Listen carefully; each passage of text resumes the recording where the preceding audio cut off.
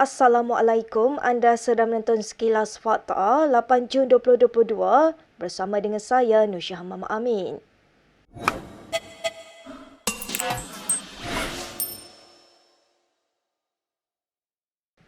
Ahli Parlimen Padang Rengas Nazri Abdul Aziz berpendirian bahawa adalah tidak sopan bagi mana-mana pemimpin UMNO untuk terus menekan Perdana Menteri Ismail Sabri Yaakob. Bercakap kepada Sinar Harian, Nazri berkata keputusan untuk membubarkan Dewan Rakyat terletak kepada Yang di-Pertuan Agong. Justeru katanya, desakan supaya pilihan raya umum segera diadakan adalah tidak wajar kerana ia menyentuh kuasa baginda.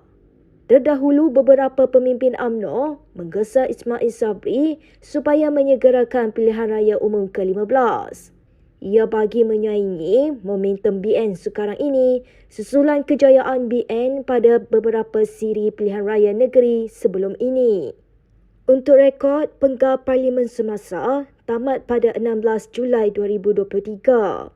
Semasa konvensyen BN pada 1 Jun lalu, Presiden UMNO Ahmad Zahid Hamidi menggesa ribuan yang hadir di Dewan Merdeka di PWTC Kuala Lumpur supaya bangkit menunjukkan sokongan terhadap pilihan raya awal. Selain Nazri, tokoh kanan UMNO lain yang tidak bersetuju pilihan raya umum segera diadakan adalah Anwar Musa dan Khairi Jamaluddin. Formula pengagihan kerusi antara UMNO dengan PAS di Selangor tidak lagi sah, kata pengerusi UMNO Selangor Noh Omar. Ini kerana katanya PAS sekarang sudah menjadi sebahagian daripada Perikatan Nasional dan formula itu tidak boleh diguna pakai lagi. Dalam wawancara dengan Utusan Malaysia, Noh berkata, masa depan dan kerjasama muafakat nasional di Selangor akan ditentukan oleh pucuk pimpinan parti. Ahli Parlimen Tanjung Karang itu berkata, dia menerima sekiranya partinya bergerak solo di Selangor pada pilihan raya umum ke-15. Pendirian semasa Noh berhubung kerjasama dengan PAS adalah berbeza besar berbanding kenyataan yang dibuatnya sekitar awal Mei. Sebelum ini, dia berkali-kali menyatakan bahawa UMNO dan PAS tidak sepatutnya bertembung di Selangor demi mengingatkan peluang BN untuk kembali merampas kuasa di negeri itu. BN telah kehilangan kuasa di Selangor selama 3 penggal berturut-turut. Dalam pada itu, Menteri Pembangunan, Usahawan dan Koperasi itu berkata, tangkapan bahawa UMNO Selangor cenderung mengambil pendekatan melawan arus dengan meneruskan kerjasama dengan PAS adalah tidak benar. Baik, dalam pada itu, Barisan Nasional Selangor menamatkan khidmat Ketua Penerangan BN, Hisham Jalil, berkuat kuasa serta-merta. Perkara itu dimaklumkan Hisham selepas satu surat dikeluarkan oleh Setiausaha BN Selangor, Muhammad Stim Diman bertarikh 3 Jun lalu. Berdasarkan surat tersebut, ia kerana jawatan Ketua Penerangan BN Negeri tidak termaktub di dalam perlembagaan gabungan berkenaan. Dalam satu hantaran di Facebook hari ini, Hisham mengucapkan terima kasih kepada semua pihak yang telah bekerjasama dengannya sepanjang tempoh perkhidmatannya. Kata Hisham, perjuangan BN belum selesai, oleh itu dia memohon semua ahli meneruskan perjuangan walaupun dia tidak lagi berada dalam kepimpinan BN Negeri. Tambah Hisham, dia tetap akan bantu sebaik mungkin dengan apa yang termampu walaupun tanpa apa-apa jawatan dan berjuang sebagai ahli biasa. Tidak pasti jika penamatan perkhidmatan itu ada kaitan dengan beberapa kenyataan ulasan Hisham yang didakwa tidak sealiran dengan pemimpin atasan tertentu, terutamanya dari Selangor. Berita seterusnya.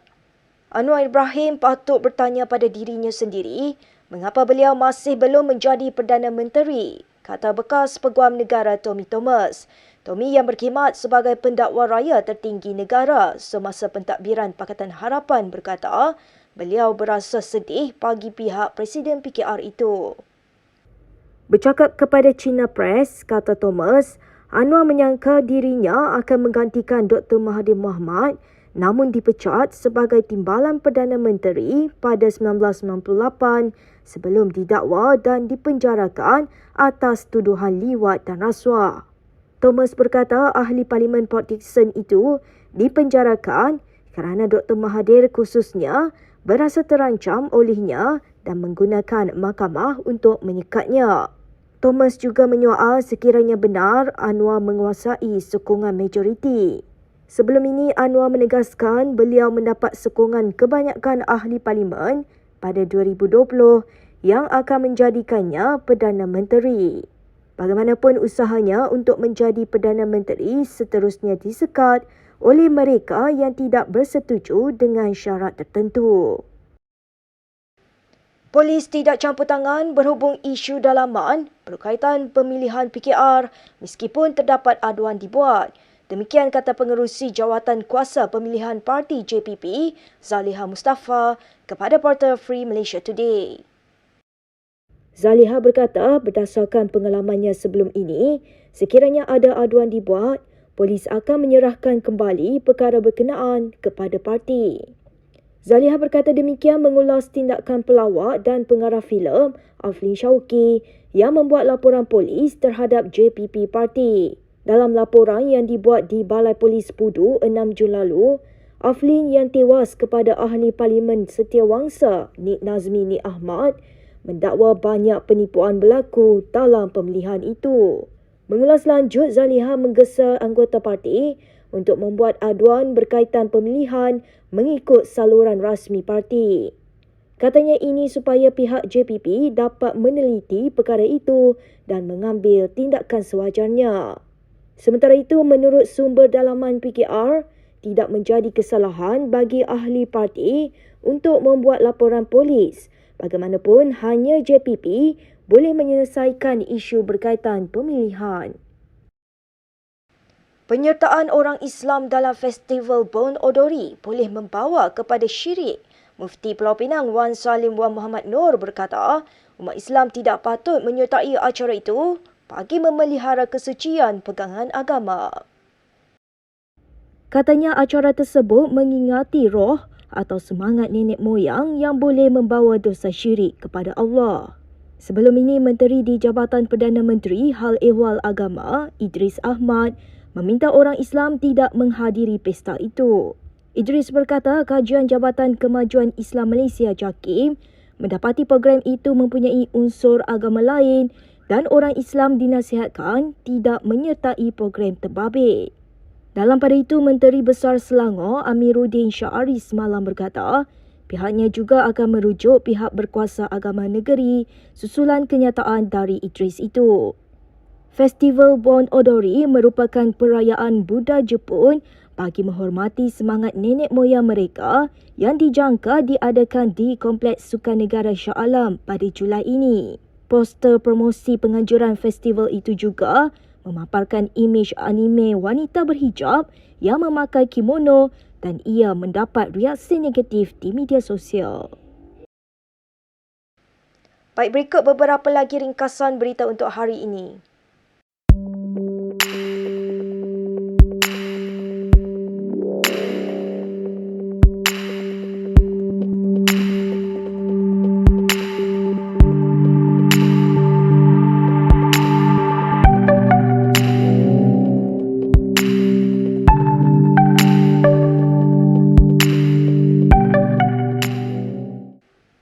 Sekian sahaja daripada saya, Nur Syah Mama Amin untuk Sekilas Fakta. Untuk lebih banyak berita, anda boleh melayari kinitv.com.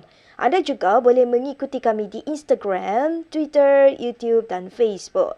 Salam hormat dan jumpa lagi.